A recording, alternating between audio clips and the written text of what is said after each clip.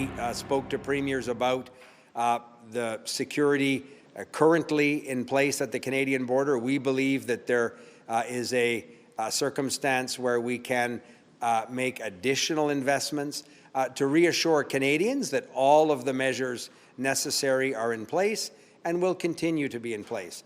Because Trudeau has so thoroughly broken the border, we're getting a patchwork of premiers who have no choice but to try and hold the border together with bubble gum, scotch tape, and elastic bands. The Canada-U.S. border taking center stage in federal politics this week after Donald Trump announced he'll bring in 25% import tariffs on Canadian goods on his first day in office. That's January 20th, over concerns with the flow of illegal crossers and fentanyl, he says, into the U.S. from Canada. The feds have promised now action at the border, but what will it take to appease the incoming president? Let's bring back our front bench. Christy Clark, Gary Marr, Gary Doer, and Rob Benzie. Gary Doer, I'll start with you just because, as I mentioned before the break, if I recall correctly, last week when we were talking, you said you had just come from being south of the border, and the impression left on you was that they were very serious about tariffs. Are you surprised at all about the threat the president is making? Well, I wasn't surprised based on what I heard, and I did say it was moving a lot faster than Canadians and the Canadian government thinks. I didn't think it would be announced the next day, so I want to confirm I didn't think it would happen that fast. But they had been studying, a lot of the Trump folks have been studying the emergency measures they would need to put in place to have presidential approval. They've been looking at going back to the 30s, what governments did then, U.S. governments did then, and so they've been moving quickly on a lot of issues. Having said that, their biggest target is China still, and so when we're talking about the premiers meeting with the federal government, I'm a little concerned because I think before, when we were talking after Trump's speech at the Economic Club in Detroit, I mentioned we had to support the United States in opposing state-owned enterprises run by China in Mexico that was undermining jobs in both Canada and the United States.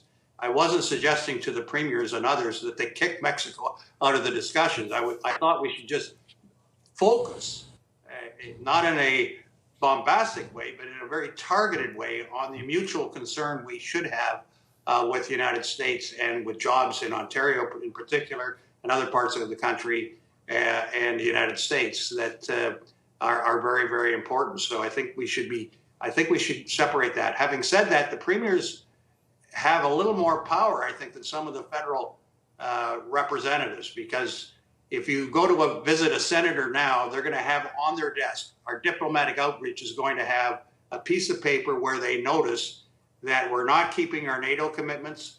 We have imposed a digital tax against their views and a number of other items. So we're going in there with some very difficult issues. The premiers, on the other hand, the governors are meeting at the end of February. They run the economies in the states. They have a lot more to say about what happens on the economic side than any senator does in Washington. Senators vote, governors govern. And premiers have something in common with governors because they all run economies, but they also have the history of putting their own name on a ballot. So there's a bit of a mutual respect for that. And I would recommend to Premier Ford and the Council of the Federation, and I talked to our Premier Wab Kinew as well about this, I'd recommend get down to that governor's meeting that follows just shortly after the president's inaugurated and rebuild those relationships. Gary Marr and I talked about the Western governors used to always be, Governor Christy hosted us. I remember, I think you were competing with different hockey sweaters at the time. But we always had really good meetings and we got stuff done. So the governors and premiers can play a unique role that is not the same as the diplomacy we have when we're going to be talking about that big piece of gum on our commitment shoe, and that is not keeping the commitment the Prime Minister signed on NATO. That is a huge negative for us in this very, very fragile time.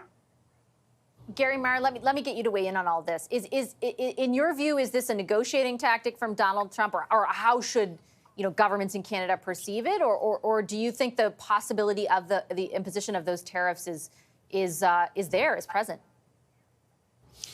Well, a couple of things. One, if you read the president's book, The Art of the Deal, and I did maybe 25 years ago, the object lesson was you can always, when negotiating, ask for the sun and the moon and the stars and settle for the moon alone.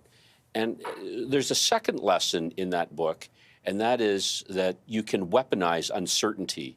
And I think that those two things are clear in the circumstances today. And so I guess if I were advising premiers, I'd say rule 1, don't panic.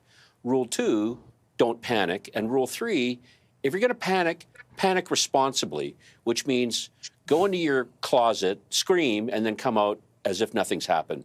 So don't panic. And I guess I would look at, 2016 when then President Trump told AMLO, the president of Mexico, I'm going to build a wall and you're going to pay for it. Well, he didn't build the wall and he didn't pay for it. And I think that if you look at the current president of Mexico, President Sheinbaum, she has basically pushed back hard.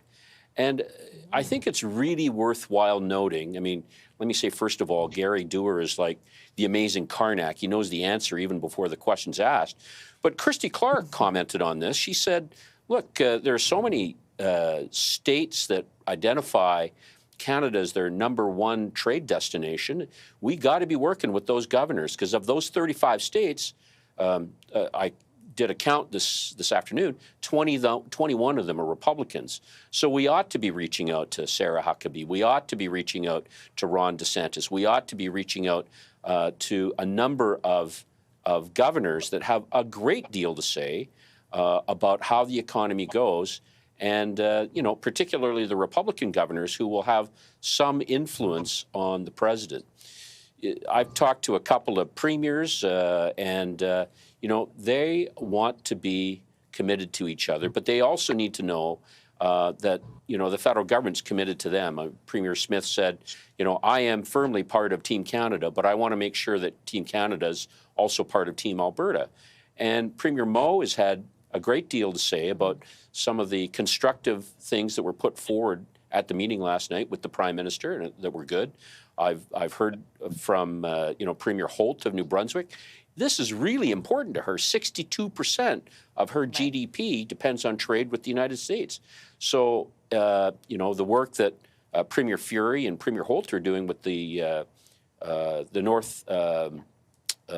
northeastern governors, the Atlantic premiers and the northeastern governors, I think is the kind of model that we should have across the country in an all-out effort to get what it is that we need out of this negotiation. I want to pick up on that point, Christy, and based on your experience, what can premiers do that would help the situation prior to January 20th? Because I know there's the big meeting that Gary Doer referenced, but that's not until after January 20th. What's your best advice to premiers right now? I think there's an urgent red light call for premiers to get together and reform Team Canada once again. We absolutely need, as both Garys have pointed out, to be going right across the United States and talking to the respective governors on the ground about what's going on. We have to make sure that that Canada is absolutely 100% working in lockstep despite our political differences. And I would call on the opposition to be part of that too, rather than trashing the Canadian government.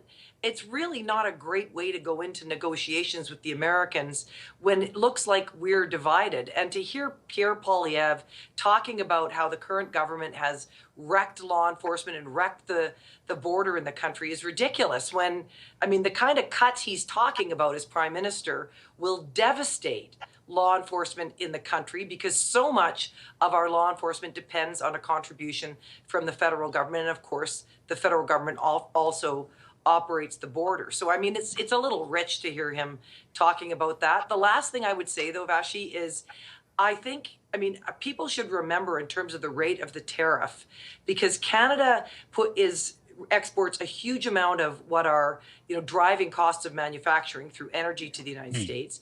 We also export huge amounts of food to the United States.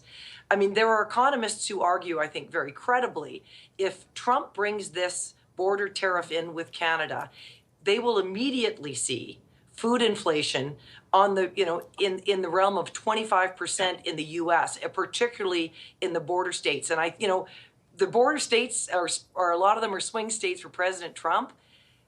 Members of the Congress don't want that. Right. Members of the Senate don't want that. I think that this threat of such a huge tariff against Canada is something that we should weigh against the reality, because our markets are so deeply integrated and they are so dependent on our inputs for keeping costs low in so many of their consumer products.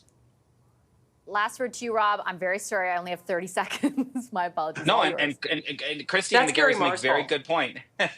Christy and Gary and both Garys make very good points. And two former premiers and a former cabinet minister, so they know what they're talking about. And that's why the Ontario government, starting next Monday, will be airing millions of dollars in television ads throughout the United States, reminding Americans that 9 million American jobs depend on trade with the province of Ontario. It's $500 billion a year two-way trade between one province and the entire United States.